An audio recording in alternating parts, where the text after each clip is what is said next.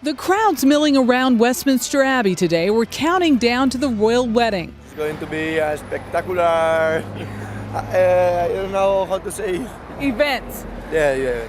Tourists are flocking to London. By Friday, the number of visitors to the city is expected to double to more than 1 million. For some businesses, it's a bonanza. Shopkeepers can't keep wedding souvenirs like the mug in stock.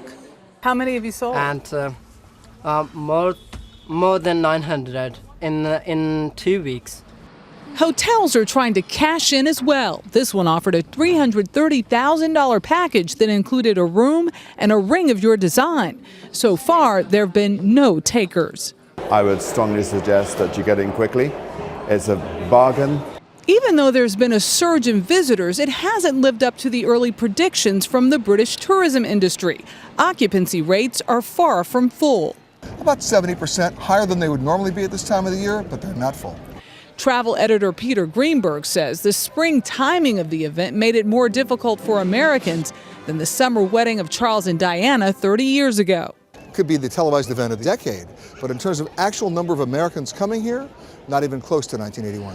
But for many in Britain, the timing was perfect, with the long Easter weekend at one end and an extra day off to celebrate the wedding the next. Many took off the whole 11 days and escaped the crowded city. But if they thought they could avoid the wedding madness by heading to New York, they were wrong. We came to escape it, but you guys are going crazy for it. Yeah. And whenever anybody hears us speak and knows that we're British, they stop and want to talk to us about the wedding and stuff like that. Still, for many Americans, the chance to witness a royal spectacle is irresistible, especially if it's a bargain.